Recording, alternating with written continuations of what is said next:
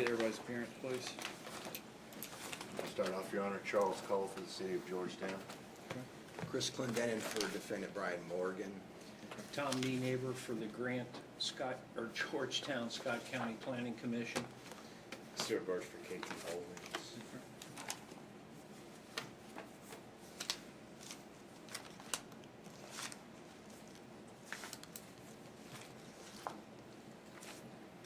Let me get everything.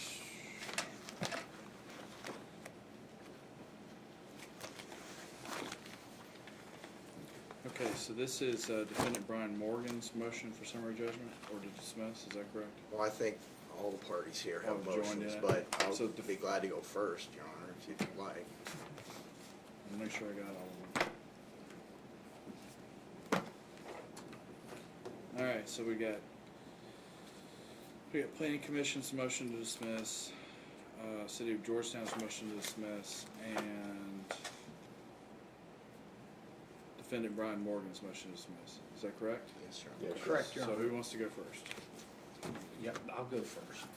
Your Honor, when this case first started, the plaintiff's complaint made allegations against the Planning Commission seeking monetary damages and a declaratory judgment as to whether or not they didn't enforce or they did enforce their particular ordinance and rules and regulations.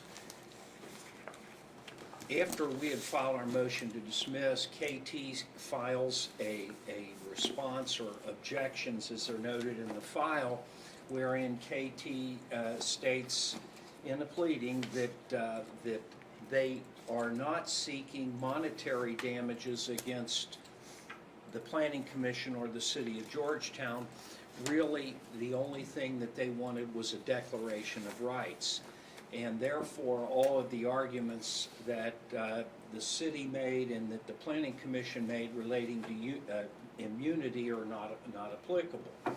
Then the day before yesterday, we get another pleading from the plaintiff, which is captioned a response to reply, wherein KT now states that their claim against the Planning Commission is a result of a conflict of interest by a city employee, Brent Combs, that provided administrative approvals contrary to conditions placed on property, resulting in some improper construction. First of all, Your Honor, Brent Combs is not an employee of the City of Georgetown. Secondly, the Planning Commission and the city did not issue any permits. The permit, which is the core of this particular litigation, is a permit that's issued by the Kentucky Natural Resources Cabinet for the purpose of allowing Mr. Morgan, a adjoining property owner to KT, to put fill in a flood zone. That's the permit that's at the bottom. It's at the base of this case. The county didn't issue that permit. The City of Georgetown didn't issue that permit. That permit was issued by the Natural Resources Cabinet.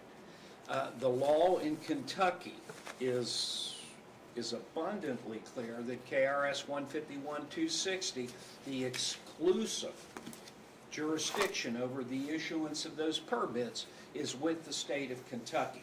Now, the local floodplain coordinator, one Mr. Brent Combs back then, and now it's Mr. Joe Kane, the zoning administrator for the Planning Commission, signs off on those applications. They cannot issue those permits. And moreover, under statutory law, the exclusive jurisdiction for the enforcement and issuance of fines or whatever penalties that are assessed relating to the floodplain applications lies with the Attorney General through the state of Kentucky, not the county. So it's difficult for me as counsel for the Planning Commission and Mr. Cole for the City of Georgetown to put a handle on exactly where we are in terms of what claims the plaintiff is making against the Planning Commission and the city.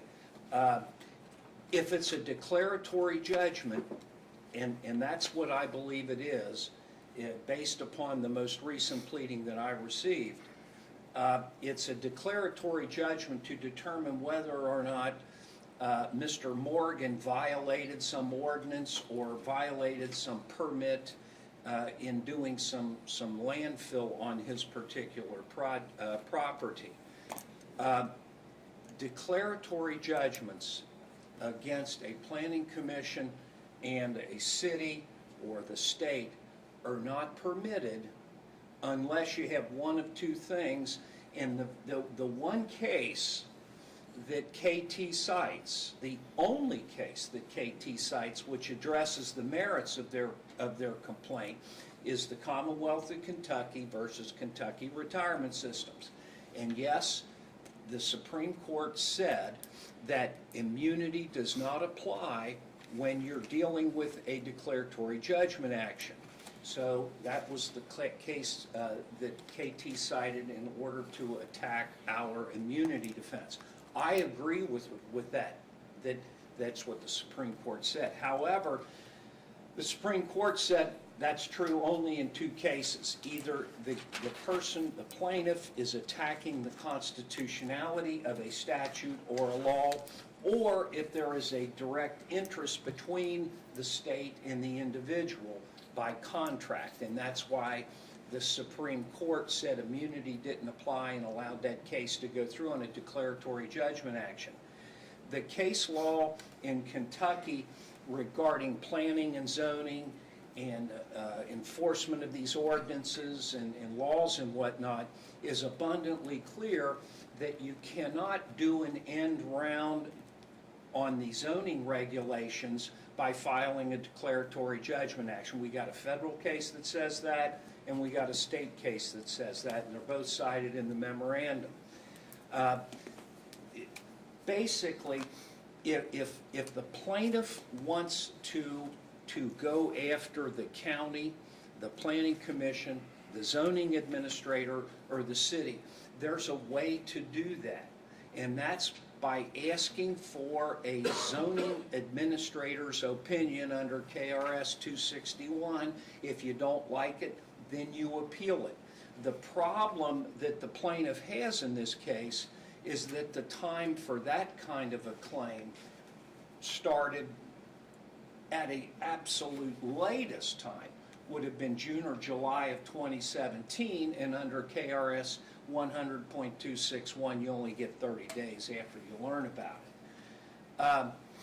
Judge, we've addressed all the other issues, and I assume that based upon KT's second pleading, they are not seeking monetary damages, so I can only assume, and I hope, that the plaintiff is not making a claim for monetary damages. If, in fact, they are back on course with the claim for monetary damages, then we would stick to our pleadings and our memorandums, and I'm sure Mr. Cole would too, that immunity does apply because the plaintiff did not sue an individual of the Planning Commission, but rather only sued the Planning Commission entity itself and the city itself.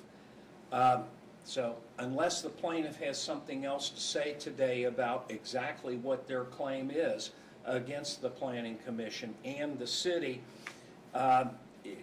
they cannot move forward on a declaratory judgment action. Just as a side note, if you accept the plaintiff's position in this case, you would have to name the Kentucky State Police or the local police agency who issues a ticket to a particular driver that ends in an automobile accident where a civil case is filed. You'd have to name the police department. You would have to name a building inspector of a county in every civil litigation proceeding where a claim is made for a defective house that didn't comport with say, the building code or something. This is preposterous. The law doesn't allow it. The case law is abundantly clear that you cannot do a deck action in a case like this.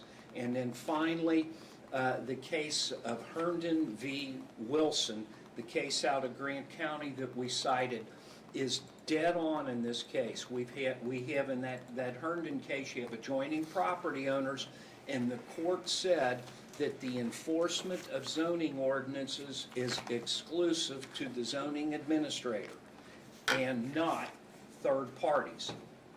You can't prosecute a case, a homeowner cannot prosecute a case against a planning commission to enforce a law where they make a claim for monetary damages as they've done in this case. But I guess the most important thing we need to establish here is that Brent Combs is not a city employee. And the county did not issue, or the planning commission, excuse me, did not issue these permits for the deposit of fill work. Who is Brent Combs an employee of? Please? Who is Brent Combs an employee of? He was an engineer private engineer at the beginning of this thing back in 2012 or 2010 or whatever. Then he became an engineer for the Planning Commission. He is now replaced with Brian, last name escapes me, but he was the employee, he was the engineer for the Planning Commission. Okay. Do you all have anything else to add from the Planning Commission? I'd join in those arguments for the planning commission. The only thing I would add is, we have cited the court to the KRS statute that the city has delegated this authority of enforcement to the planning commission, which makes us even one further removed, but we join in those arguments as well. Okay. Just quickly, Your Honor, my client as a private individual does not have an immunity defense. However, the complaint alleges, all kinds of allegations in the approval process, or that my client has done something illegal, or that he's violated the floodplain ordinance. All of those issues, even if taken as true, the plaintiff has an administrative remedy for those. As an administrative remedy for enforcement of the floodplain ordinance, administrative remedy for, I have a problem with what went down as far as these plans being approved or this permit being issued, hasn't exhausted his administrative remedies at all. And the law is very clear on this. Planning and zoning and these types of issues are administrative matters. And as such, you have to follow the statutory scheme put forth by the General Assembly. If you don't do that, then your cause of action is fatal. You're not entitled to an original action, even a action for declaratory judgment. You have to follow the statutory scheme laid out by the General Assembly. Plaintiff has not done that. He's not entitled to that. And even though this court has jurisdiction over this type of case to hear a deck action, based on this, my analysis, you cannot invoke the jurisdiction of the court at this time to hear this matter until administrative remedies are exhausted. I think the case law is very clear on this. Okay. Mr. Burge? Okay, if I need to be any clearer, I will. This is a declaratory judgment action. I've readily admitted that in all the pleadings with respect to this motion to dismiss. I would add that it is a motion to dismiss, so every allegation that is made in the complaint must be taken as true. And there's been an attempt to pigeonhole this case as about the state permit as the exclusive remedy or the fill. What we're saying in the petition is that we wouldn't have gotten to the fill part if planning and zoning and employees of planning and zoning, under the auspices of city ordinances on property that Mr. Morgan owns, and Mr. Morgan would be an indispensable party for any relief in a declaratory judgment action relating to his property. What we are saying is that what happened to get to that point where that permit was even appropriate was contrary to the rules of the Planning and Zoning Commission, was contrary to a memorandum of understanding with Mr. Combs, and all this is specifically set forth in the complaint, that there was a preliminary development plan that was not followed by the city, that the city ignored their own memorandum of agreement, or rather the planning and zoning ignored their own memorandum of agreement with respect to this conflict of interest that Mr. Combs had, because he had helped Mr. Morgan put all this together. Then he gets in with planning and zoning, and then they sign off on a development plan which allows him to proceed. And what we're saying is, if the state permit, whether it's issued or not, does not eliminate local requirements. That state permit is issued subject to all local ordinances and requirements. So what we're saying is, you never would have been entitled to the permit had the Planning and Zoning Commission and the city followed its own rules and regulations. And with respect to notice, there was no notice in all of this, okay? Like the the state permit was issued without any notification to adjoining property owners. The development plan was approved administratively. So, what you have today is a motion to dismiss, and you have to accept the pleadings as true. It's a notice pleading jurisdiction. I've alleged that we've been harmed as a result of these activities by planning and zoning and by the city, and it's on Mr. Morgan's property, and that we believe those to be illegal and contrary to their own rules and regulations, and there was no notice, so the time for filing an appeal from an administrative action never started as far as that goes. So you have to accept it as true. We're entitled to go forward with the discovery to see what really happened here, because if the allegations that we have alleged are true, this fill in Elkhorn Creek into the floodway of Elkhorn Creek should never have occurred, and we contend that it's a public safety hazard and it should never have taken place.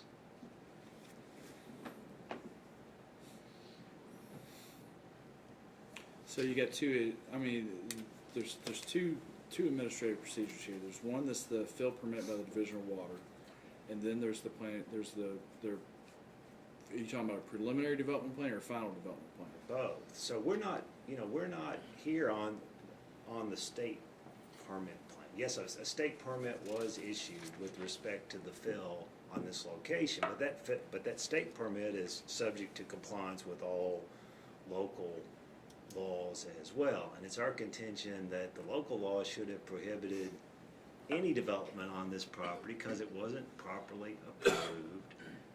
And we have discovered that. We're trying to take action to remedy that. So we believe we have standing because we're adversely affected by it. So, but basically this is an appeal from an administrative decision. Was it, so in Scott County, does the final development plan or preliminary development, this is a minor subdivision, I guess, or is it just development? It was No, a development subdivision. plan. It's development plan. Just a development plan for the purposes of building a new structure. Correct, Right. Your Honor. So those can be administratively approved in Scott County? Correct. Okay. So it never goes before the full commission? Are you talking about It did not in this instance. the development plan itself? No. In this case, the property was properly zoned. They didn't need a zone change or anything. So and when was the final development plan approved? Years ago. I've got many it. years ago. It's in the complaint. It was filed. So the preliminary development plan was approved in 2009, and they placed 10 conditions on this property that the Planning and Zoning Commission wanted addressed before the final development plan was approved. And we maintained that a majority of those conditions were not addressed, and specifically were not part of the final approval, which was administratively approved by this same Mr. Combs, who's not supposed to have anything to do with this particular case. So, but the final development plan was approved administratively on October 12th, 2016? Right. But again, there's no public notice of that. He just signed off. There's no opportunity to be heard.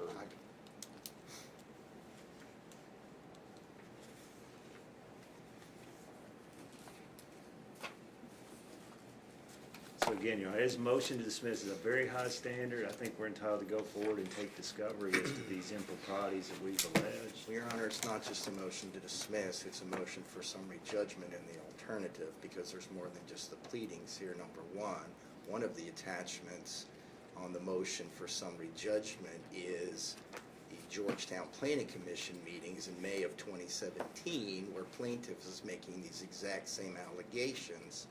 So there's a record showing that he did know about these things well in advance of 30 days before he filed this action. And there's also, I mean, there was an administrative request for administrative hearing and appeal back in July 2017. Correct. On Correct. the Division of Water, correct? Correct. Which again is separate from what we contend the wrongdoing to be. in But it this shows situation. when your client received notice of the administrative action of the planning commission. Okay. What we're dealing with is notice, because you know, an administrative appeal, you got 30 days to administratively appeal a P&Z action. Yeah, but that's an action that's been noticed. I mean, this is administrative action. It's not an action of the full board pursuant to KRS 100. And we've alleged. I mean, unless Georgetown statutes and they have different than the KRS, it's 30 days regardless of. I mean, it's from you can argue that you had notice much later, and then the 30 days begins to toll. But I mean, if this was filed recently, your 30 days had tolled back at the latest in August of 2017. Some of the actions we complained of weren't even, okay, all right. It's our contention that it's not an appeal from an administrative action, that it is seeking a declaration that the actions taken were inappropriate, that there was no notice, and that they were contrary to law. I think there's several cases. I know there was a case out of Bourbon County several years ago that did the exact same thing. That probably from like 2006, where there's some citizens who missed the deadline for the administrative appeal, and then they filed a deck action. Correct. And this exact, I can't remember the style of the case, but I remember that from. Well, It's Warren County Citizens v. Well, Board of Commissioners. that's the Warren County case. There's also a Bourbon County case that's on Okay. point. So, It's not Robbins, that's a Yeah, Sixth yeah, Circuit yeah, case. There's more than one case, Your Honor, There- where yeah, it's this is- failure to follow the statutory procedures is fatal. I don't think I have any choice but to dismiss. We can make that final appealable if you want to. If you would. Yeah, but at this point, I think that the administrative action, I mean, it's framed as a deck action, but in actuality, it's an administrative action. It's an appeal of administrative action, which would have a 30-day requirement. So, if somebody can tender me an order, I'll grant all three motions to dismiss. And if you could have final and appealable language in there, please. Yes, Your Honor. Thank All you. right, thank you.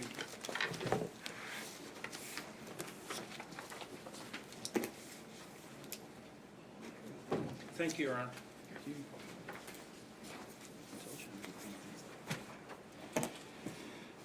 Okay. Is everyone else just hanging out? We got pre-trial. Come on up.